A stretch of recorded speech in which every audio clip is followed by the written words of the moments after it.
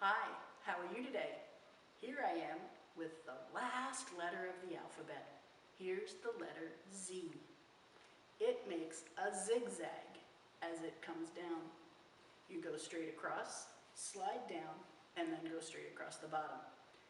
We like to say you go zip, zap, zing as you make the letter Z. Let me show you that on my board. You ready? Zip, zap, zing. That's how you make a Z. And if you see my picture, little z and big Z are exactly the same. Just a lowercase z is small. So zip, zap, zing. Nice and small. What animal do you see there? That's a zebra. Do you hear that sound? Z, z. Zebra starts with the letter Z.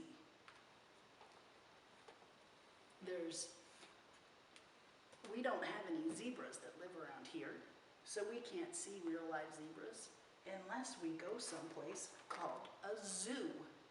And a zoo is a place where people keep animals that don't live near you so that you can see what they look like. And I have a funny story about a zoo called Animal Strike at the Zoo. It's true. A strike is when people don't want to do their jobs and they stop working because they want something different to happen. There's an animal strike at the zoo. It's true. The headlines are telling it all. The animals quit. That's it. We're through, say all the critters from biggest to small. We're paid only peanuts, the elephants shout. And goodness, we're bigger than that. So now they won't trumpet or lumber about. They just sit in the shade looking fat.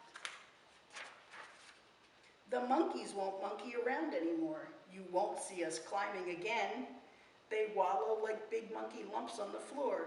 They want a nice pool in their pen. The leopards aren't prowling, the wolf packs aren't howling, and the tigers aren't growling. The otters are scowling. Egad, the worst has come true. There's an animal strike at the zoo.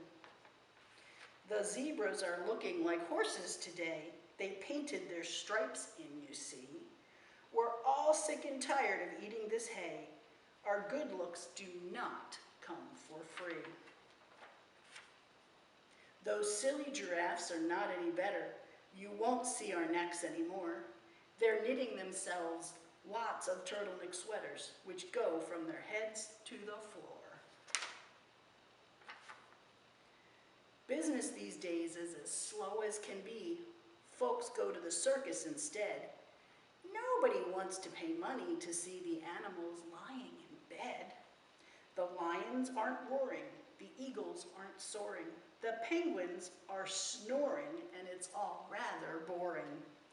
What can the zookeeper do? There's an animal strike at the zoo. He really is doing the best that he can. The elephants all got a raise. Instead of just peanuts, they now eat pecans. And he offered them 6-hour days. The monkeys were given a small kiddie pool, and he's feeding the zebras sweet oats. But the monkeys complain that the water's too cool, and the zebras demand root beer floats.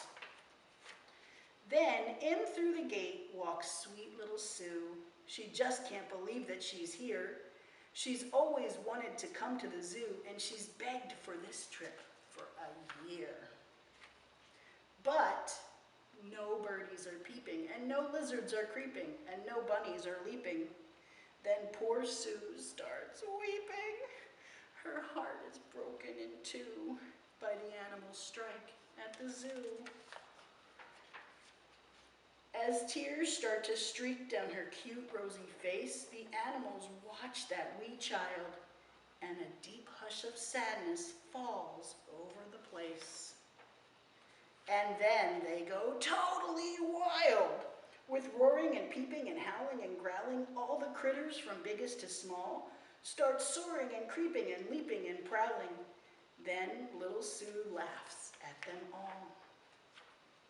And all of the animals find out that they actually like what they do.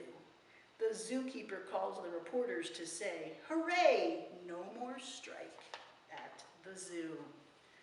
But the bear at the circus won't pedal his bike. Uh-oh, he says that he is on strike. The end. Bye.